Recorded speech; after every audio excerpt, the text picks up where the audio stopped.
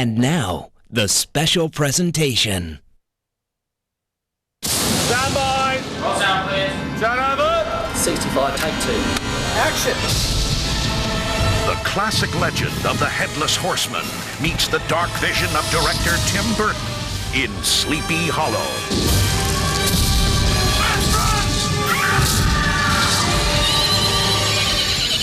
It's a fantastic story, somewhat macabre, certainly very unusual. I've always wanted to do a fairy tale, and this is like one of our few American fairy tales. The Western Woods is a haunted place where brave men will not venture. It's a horror film, it's a love story, it's a funny comedy. A lot of times you don't know whether to laugh or whether you're scared to death. It's the type of movie that I used to like to watch all the time and actually made me want to make movies. For those people who may know the story of Sleepy Hollow, you don't. This is scary. And now, go behind the scenes to explore the filmmaking secrets of Sleepy Hollow. Meet the cast, live the legend, witness the stunts, and experience the state-of-the-art special effects. Murder! The horseman killed again!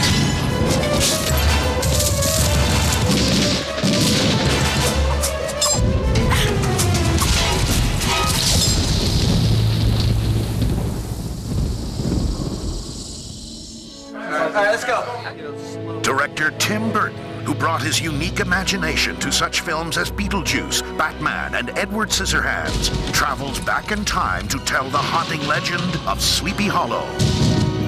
3 persons have been murdered there with the head lopped off. It's one of the first American horror stories or folk tales, fairy tales. And like any good fairy tale, it's sort of part of your subconscious. I thought it was sort of creepy. I always remember hearing it, even from like nursery school, having it read to me. It's also one of those famous Halloween stories, so yeah, we grew up with it. All right, let's try it. It had a good, healthy mix of excitement and slightly scary but funny all at the same time. And I think that that's something that is always interesting, trying to mix all of those things together. So it's something that's a fun thing to try to do. And action.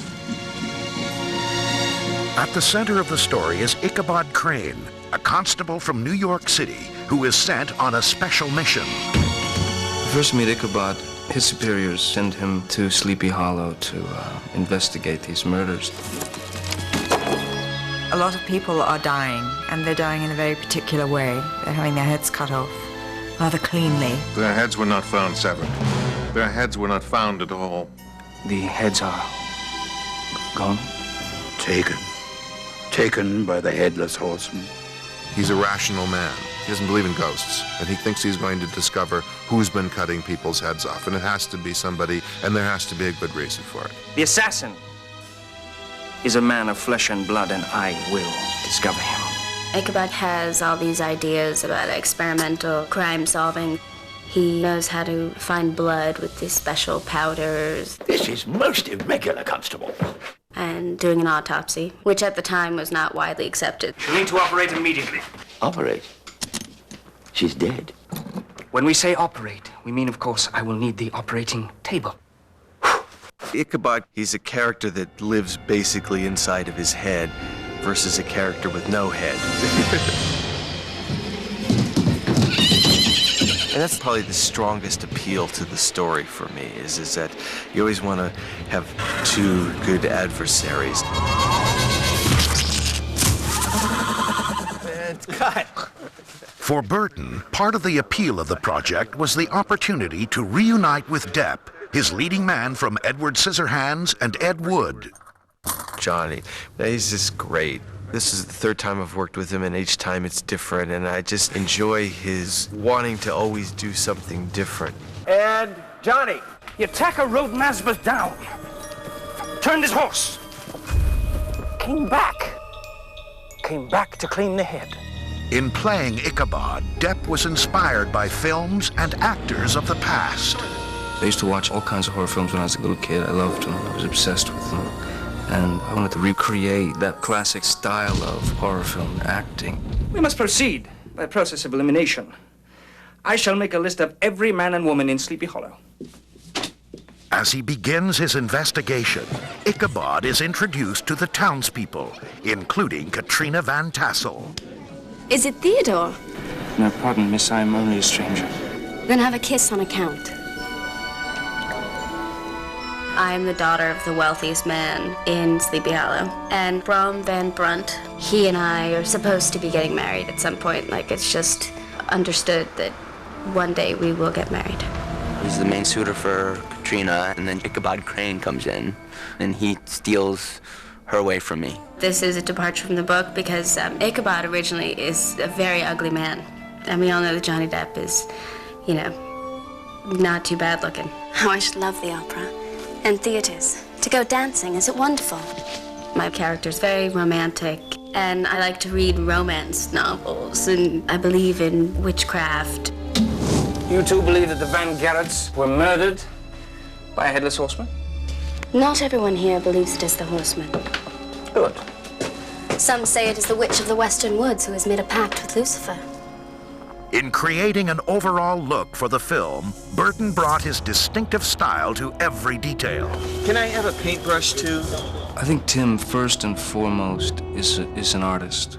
He has an artist's approach to every facet of the film. Everything within the frame is of great importance to him. The composition of the shot, the colors, the movement. Tim is so incredibly visual. His movies are just really beautiful, but strange. And for this kind of movie, that's exactly what it needs. He has a gothic sensibility. I think anyone who's seen any of his films would say that that was the case. Yeah, as I say. I think with Tim, it's a lot about design and the art of it and creating a world. And with Sleepy Hollow, we wanted to make something that was very romantic, but it's also very stylized because there are supernatural elements and there are horror elements. How often do I have to tell you there is no horseman? There never was a horseman. There never will be a horseman.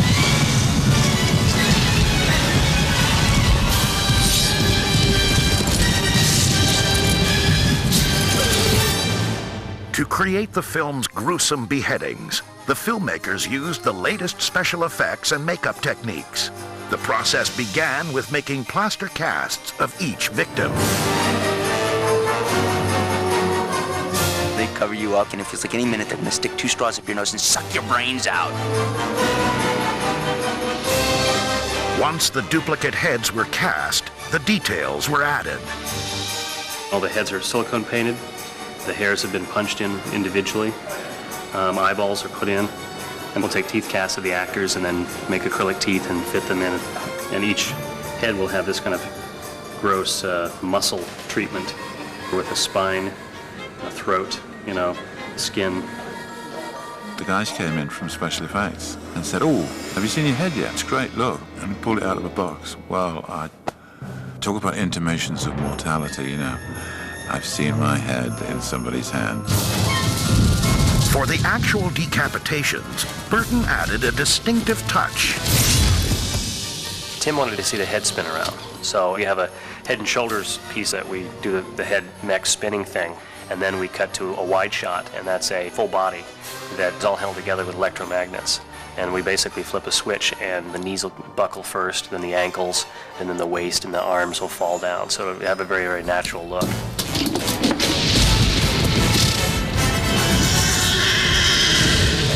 It was a horseman, a dead one, headless. Of course it was. That's why you're here. It's all true. This telling of the legend explores the horseman's origins as a Hessian mercenary. Unlike his compatriots, who came for money, the horseman came for love of carnage. He was infamous for riding his horse hard into battle, chopping off heads at full gallop. I figure he's a little like me. After the day of chopping heads, he just goes home and has a nice dinner. But my forte seems to be psychotic, twisted people, and he's very like that. The Hessian's terrifying facial features included teeth filed into razor-sharp points and supernatural eyes. Keep looking all the way down. Actor Christopher Walken was fitted with special contact lenses to create the effect. They look fantastic. So like Paul Newman. The greatest challenge for Walken involved the scenes in which he was required to ride the Hessian's horse, Daredevil. I come from New York City. I grew up right in Midtown. I don't know anything about horses. I've made some westerns, but my experience with horses has not been good. I'm afraid of them, and they don't like me much. And I said that to him right away. I said, the Headless Horseman, I can barely ride. For some of Walken's more difficult riding shots, the filmmakers employed a device developed for a classic film from Hollywood's past. Yeah, this was built for National Velvet, for Elizabeth Taylor and some of the shots she had to do on that. And we've got hold of it, and we've just really brought it up to date, as it were. I mean, as it was mechanically 40 years ago, it was sound, there's nothing we could improve on it. It'll be skinned and furred, and mechanically, it's going to be able to gallop, full gallop or canter. It'll have a radio-controlled head, so you'll get the full motion of a horse movement. And you get radio-controlled ears, eye blinks, the lips will move, so you get kind of a sneering thing. There'll be steam that can come out the nostrils in those cold, Sleepy Hollow nights. In the climax to a brutal battle scene, the story of how the Hessian originally lost his head is revealed. This butcher didn't finally reach his end until the winter of '79. They chopped off his head with his own sword. Now the Hessian wakes. He's on the rampage, cutting off heads where he finds them. To create the mysterious world of Sleepy Hollow, Burton and his crew traveled to England, where they found the perfect backdrop for the story. Over a 3-month period, the entire community was built from the ground up. The design included a covered bridge, a church, numerous period structures, and a massive windmill. The farmland surrounding the town was stocked with hundreds of sheep, cows, and ducks who would reside on the premises during filming. We were really transforming this hollow into a living town. One of the things that we were trying to do was inspire a sense of apprehension in the architecture of the place, that there is something wrong here, that there's a sense of foreboding and fear. It's very magical, and it's wonderful looking. Everything about it is just really, really medieval. It was something that was very true to the period. At the same time, kind of fairy tale-like or made up. Exactly sort of what you would imagine a Tim Burton village would be. Beautiful. I wanted to live there. The town is in ferment. Reverend Steenwitz called a meeting in the church tonight. He's going to speak out against you. As the story unfolds, the distrust between Ichabod and the townspeople grows deeper. Everybody in this small community has something to hide. You know how difficult it is to hide anything in a small community. Everybody knows everybody else's business, but you don't know all of it. So it's a very paranoid place. There is a conspiracy here, and I will seek it out. There's a certain sort of ambiguousness about the characters that's kind of great, and there's a lot about these people that you don't know, which is kind of interesting. Ready, and action! The supporting cast of townspeople features a number of acclaimed actors, including Miranda Richardson, Ian McDiarmid, Michael Gambon, Richard Griffiths, Jeffrey Jones, and Michael Goff. I suppose we're all eccentric in our various ways. I'm the least eccentric of them all, really. He has chosen us funny people to play the part. I look slightly mad, don't I? If person lays a hand on me, we'll get a bullet! We all look strange, and I suppose that's why we've been cast. Together, they just create an interesting combination. Oh, God! To convey suspense and a sense of impending doom, Burton created a series of subtle visual effect shots. What Tim asked us to do was put some kind of demonic faces in the fire to show that evil is present. And he wanted the faces in the fire to kind of erupt out of the fire and then disappear quickly. So it's a very subtle effect where you're almost not sure if you saw those faces or not. I took the skull, which you will see in the movie, which is the Headless Horseman's skull. And so I pulled up the eyebrows to give it this demonic look, giving it a strong forehead bringing up the corners of the mouth, and then pull the jaw around to actually continue to sculpt what would be the fire. So I knew that when the fire would come off, it would have an irregular shape. And here we've got not just one face, but there's a total of 13 in here. So I took that hero that I had, shrunk him down, and started putting more of his little brothers and sisters around here so that you get like a whole family of demonic faces coming out of the fireplace.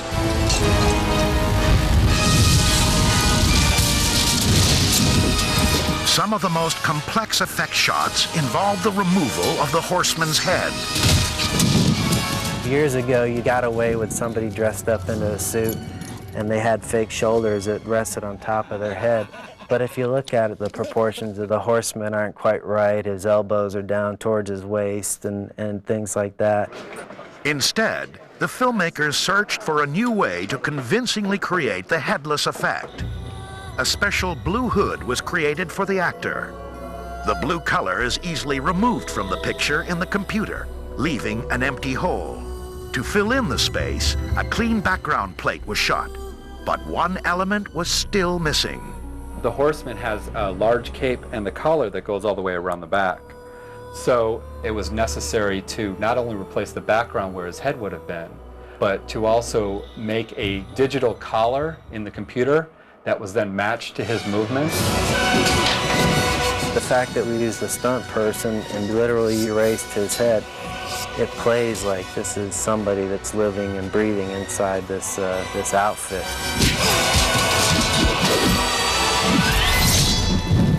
The horseman is coming down! The horseman continues his reign of terror on the residents of Sleepy Hollow, at one point trapping Ichabod and Katrina in an abandoned windmill. To the roof! I have an idea. Burton saw this as an unusual location in which to stage a pursuit. Would you lean on a little bit so you're that side of her? Yeah. My only image of windmills is like from the original Frankenstein, in the sense where it's somewhat symbolic of your mind somehow. I'm not quite sure how or why, but maybe it's just sort of the aimlessly spinning quality that represents my mind. There isn't any windmill that looks like our windmill. The sails are just pure Tim Burton bat wings. There's a wonderful kind of shattered, abandoned mill feel to it, and I love the way it looks. At over 5 stories high, the windmill set was too large to fit on any soundstage, so it was constructed outdoors. We had to build this from scratch. The blades are about 1 ton each, so the whole thing, you're probably looking at about 4 or 5 tons.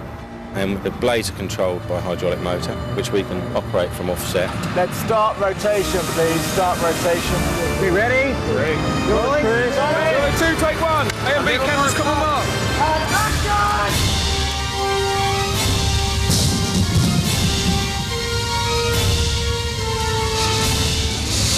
The actors themselves would be riding the sails. I don't have a great amount of experience with action, so for me it's fun, you know.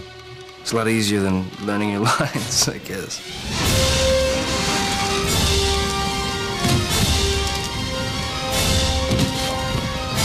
We had flaming sticks being shot down directly on top of us.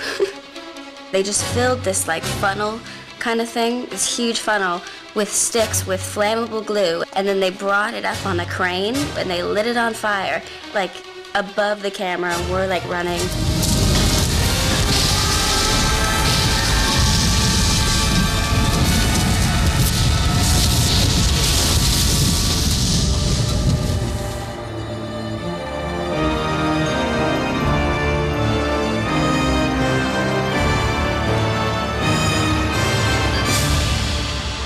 To create the Sleepy Hollow score, Burton reunited with Danny Elfman, who composed the soundtracks for Pee-wee's Big Adventure, Edward Scissorhands, and Batman.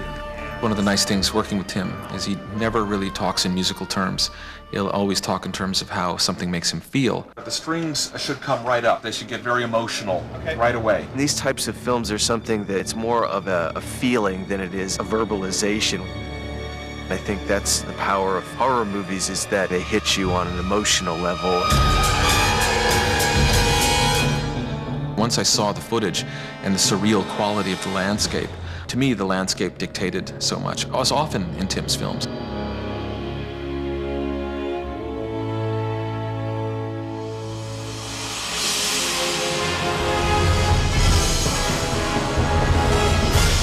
I knew pretty early on that it was going to be heavy, yet I knew because it was Tim that it was going to be fun. I've been having a bit of fun with some of the low stuff.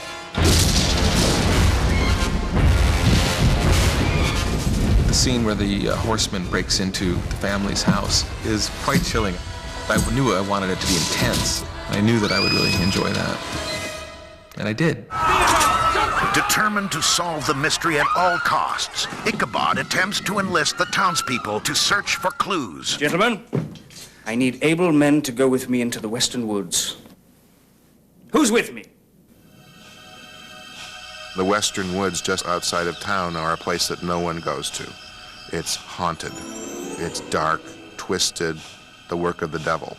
So the look of the film really gives you that impression of what it would be for the people who live in Sleepy Hollow, a place they don't go. It looks like poison. The western woods were constructed on one of the largest sound stages in the world, which gave the filmmakers total control over the elements. Smoke at the back, please. We're dealing with atmosphere, smoke, fog, which are much easier to control on stage. And just the type of look that we wanted to get in terms of those old-fashioned horror movies where the stage look is part of the fabric of it. Building the Western Woods, that was an enormous task in and of itself because we weren't creating a real forest. What we were doing was getting sort of a fierce thicket of trees. When I saw it, I mean, it's so beautiful and everything's so intricate. Amazing. It takes over a whole stage. It's mysterious, it's deep, it's up and down hills. All the trees are dead. Quicken pace. We really created the scary woods feeling that you get in the Grimm's fairy tales, where the little child in you is afraid to go into the woods. The centerpiece of the forest is the horseman's resting place, a gateway between this world and the netherworld. The Tree of the Dead. It does announce itself. The Tree of the Dead is like a beautiful sculpture. It's very emotional. It's kind of enormous, gnarled thing. So it gives the impression that it's gonna reach out and snatch you up, you know, swallow you. And Ichabod at one point finds a suture in the tree, and he sees a little trickle of what he thinks is sap, and ends up becoming blood. The tree bleeds? And he takes an axe to it, breaks it wide open, and he finds these heads. One of the film's most startling effect sequences involved the horseman's emergence from his resting place.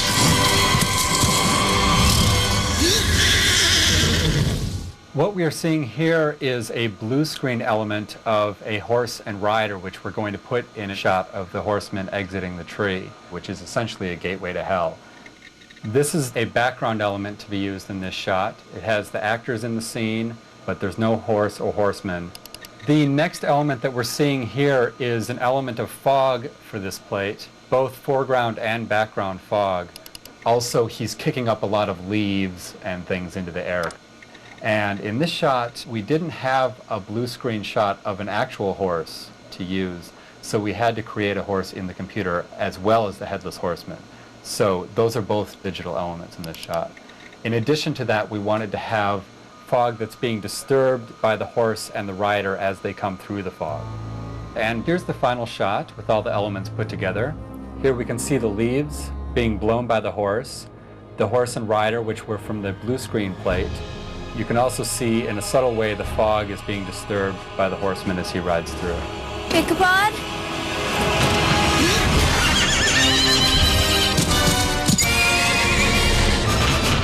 For all of its horror, Sleepy Hollow also showcases Burton's distinctive sense of humor. Do you know of the horseman, Mom?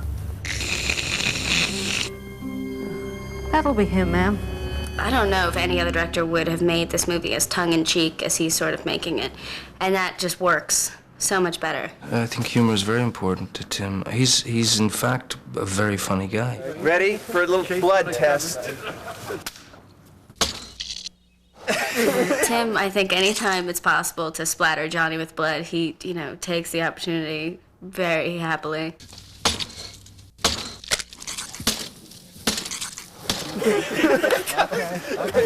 It's bleeding. There's a great sense of humor and enjoyment on the set. He seems to enjoy everything so much, and that relaxes everybody. He really loves making movies, and he gets excited about it, and seeing him get excited about it makes you excited about it. Turn over! 144, Apple, take 6. Action. The film features a number of action set pieces. We've done a hell of a lot of action. We've got all kinds of sword fighting. We have a fantastic sequence down in the church, and we'll be flying another guy out through the window. Sir, you're not dead. Not yet. It's a really brutal, really physical, really intense movie. Where are we going? Anywhere but here. One of the most complex scenes was a coach chase through the western woods. The horseman is chasing Ichabod, Katrina, and young Masfat through the forest, which we built on the stage. The scene would take 3 weeks to shoot. Planning for the numerous stunts began several months earlier when the horses went into training. This is Daredevil. This is the lead horse. And we've got 2 of these that we've purchased from Seville in Spain. And they're just in the process now of having all the tricks taught them, the rears, the lay down, the gallop on the spot and everything else. It takes 2 years to train those properly for a film. But these boys are good. They've got brains, these Spanish horses. They're good to work with. Stand by to rehearse. Several coaches were designed specifically for the film, each with a different purpose. I've had to build 4 different coaches. The hero one's got brakes and it's got steering inside. We beef all the suspension up, we've made roll cages in it. And then there's the stunt one, there's the pyro one, and then there's the crashing one. Oh, 5 actually, there's one on the back of a flatbed truck, so we can actually put the artists on it and have them run up and down the set. The range of stunts would include swordplay, coach transfers, and elaborate falls. And then a bit of that wobbling thing with a leg over. Nick Gillard, the stunt coordinator, is just fantastic. What's great about him is that he has a great sense of humor, and he allows that to sort of creep into his stunts. Ichabod! He's been knocked off the top of the coach and lands on the horseman's horse, but he lands on it the wrong way round. It's the kind of stuff that the audience would be riveted to, and then something happens that's very funny. It's got a real life to it. For Depp, the most physically demanding part of the sequence occurred after he is thrown from the coach. They said take hold of this strap of leather and the horses are going to drag you, you know. Here we go! We don't want anything to happen to Johnny, so we put him in like bulletproof body armor underneath his costume. We tie him on, but through a quick release system, just in case anything goes wrong, he can release himself. Stand by! Turn over! Action!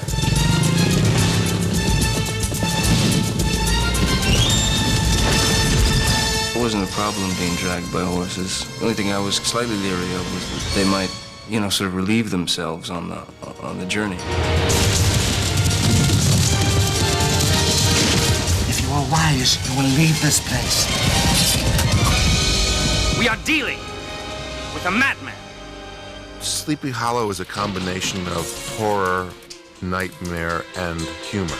Good luck, sir. If you need any help, you call my name. Much appreciated. It's tongue-in-cheek, at the same time scary. Horseman! There's action, and there's romance, and the darkness and the spookiness of a great old horror film. You got everything you need here. Whatever you hear, keep away. It's fun to work on something that inspired you your whole life. The power of fairy tales, folk tales, and horror movies is that if they're working, they hit you on an emotional level, and the best thing that could come out of it is sort of a great haunted feeling that's strong and remains with you.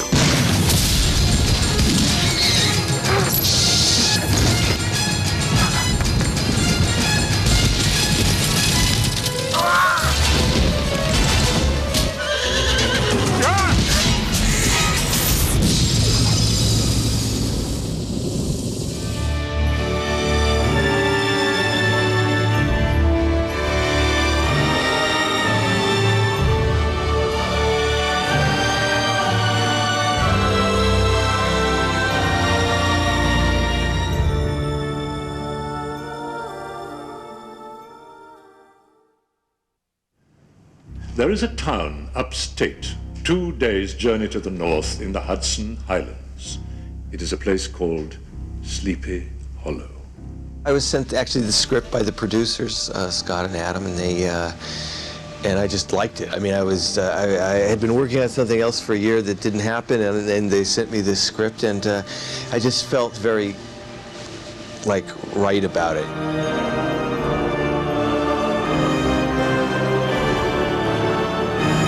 Murder! The Horseman's killed again! You know, I'd known the story, you know, since as a child, and seen the Disney cartoon and all, and loved aspects of that, and just there was something very powerful about the image of a headless horseman that is just extremely like a great fairy tale or folk tale symbol. It's got a lot of power to it. You know, I always like to play around with several different thematic things, but it's basically hopeful. And I mean, the Ichabod character, who's very sort of at odds with himself in a way, and in some ways it's about growth and acceptance and, you know, being open to things. Tim has incredible insight into human behavior. I mean, he just understands the human animal very well. I was so excited at the prospect of working with Tim. I've always loved his movies and always loved his style as a director and his aesthetic. He's very into actors. He helps actors. Good actors, director. It takes a great director like Tim Burton to put it into a new level of fear and humor and storytelling. He just did such a great job. He made this surreal, unbelievable character, place, and time become unbelievably believable. Constable Crane! Ichabod Crane, is that you? None other. My initial idea was that we could go with some prosthetics, you know, and do that sort of snipe nose of Ichabod Crane, you know, the legendary Ichabod Crane, and the big ears and the, you know, long hands and arms and stuff. You know, I know Johnny would have liked to have done that in a way, but we felt like, you know, rather than going too extreme with that, we just let it happen in the character. So we tried to keep all of those character traits that are Ichabod, you know, the sort of eccentricity, the squeamishness, the sort of edginess of that character intact. Tim, in fact, was very smart in thinking that we didn't need it, you know, that there were other ways, you know. And I think ultimately he was right to show an Ichabod Crane who on the surface is kind of stoic and likes to think of himself as a sort of a manly man. But in fact, inside he's a very fragile, sensitive, flawed. Ichabod is a bit, I thought of him almost as like a pre-pubescent young girl in a way. He's crumbling. I mean, he's just a wreck. Murder needs no ghost to come from the grave. We have murders in New York without benefit of ghouls and goblins. You're a long way from New York, Constable. We've had such fun. Johnny is a terrific actor. He's so on the ball and knows what he's doing and is amusing and funny. He's a good comedian. I think that's the thing people like to find surprising when they see this movie, how funny Johnny is in it. It was a headless horseman. You must not excite yourself. But it was a headless horseman. Of course it was. That's why you're here. No, you must believe me. It was a horseman, a dead one. Headless. I know. You don't know because you were not there. It's all true. Well, of course it is. I told you. Everyone told you. I saw him.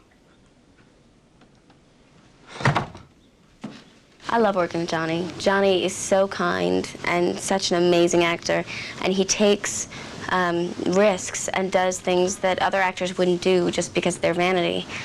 He's willing to make a complete fool out of himself for the performance.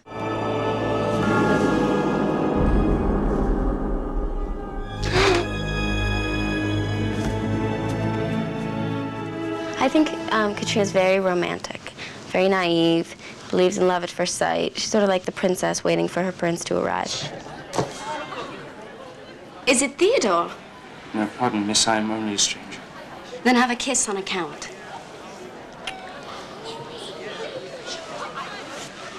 And she kisses him with the blindfold on.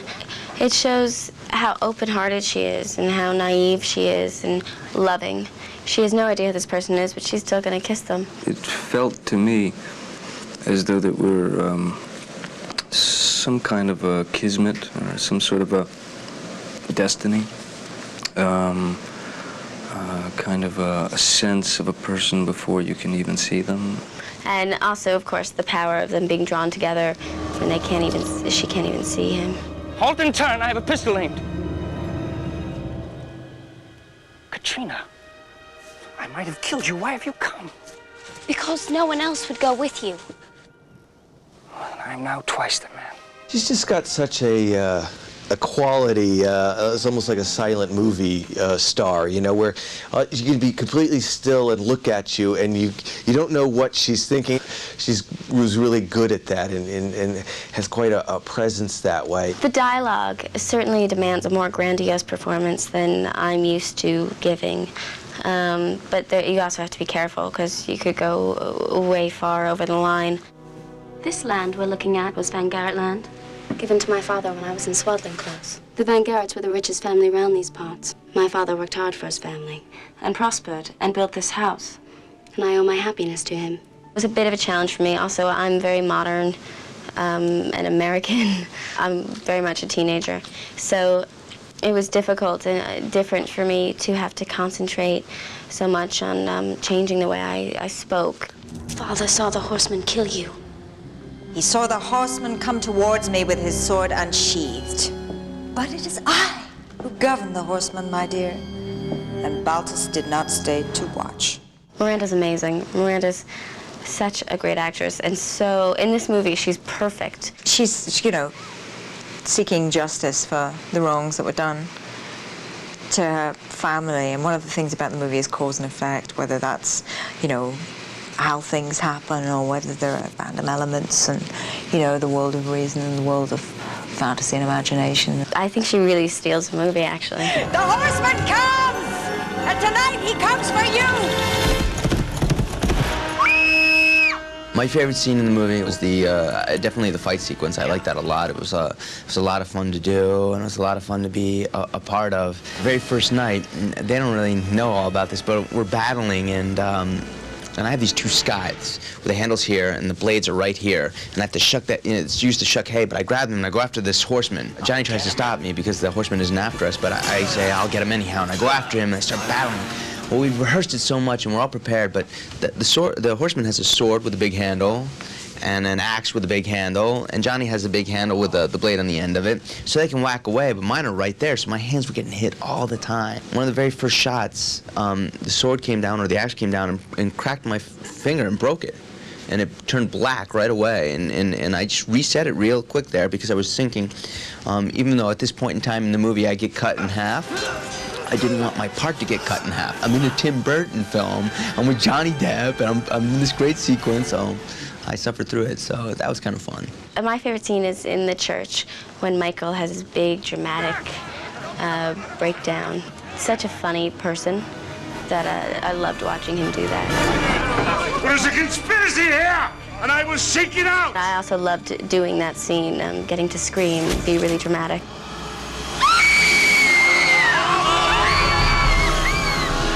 When I get that thing through me, that made me laugh. It's frightening. I know what's going to happen anyway. That's my favorite bit. When you walk onto a set that Tim's made, it's extremely magical and, of course, very quiet, as in the case of the wood, because it's not a real wood. We're in a soundstage, so there are no birds, nothing, so that kind of makes it creepy, but reinforces everything that's happening in the movie anyway, because it's you know, it's like another world. It's just very exciting to see his drawings, his beautiful drawings, realized in full, you know, as in the case of the windmill.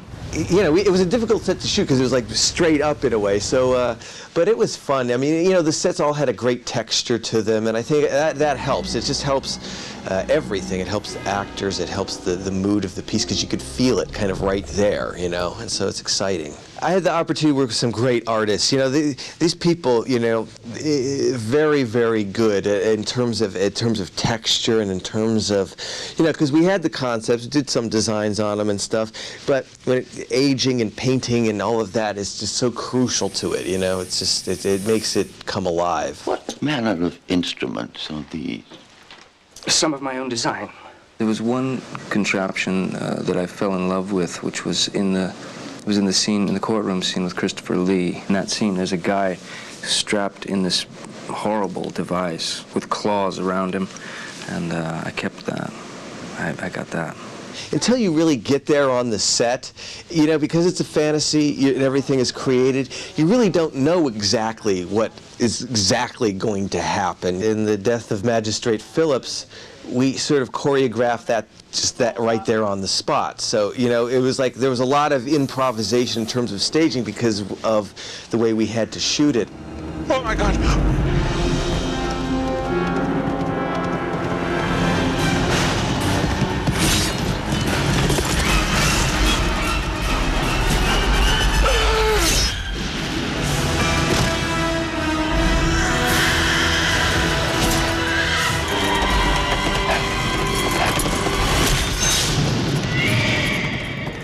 I love scary movies. I love that feeling, that adrenaline rush, and that feeling of jumping out of your skin and grabbing the person next to you. Cleave together. That would be a good moral. Cleave together. Don't lose your head. Keep your head on. The moral of the story is when Tim Burton asks you to do a film, do it.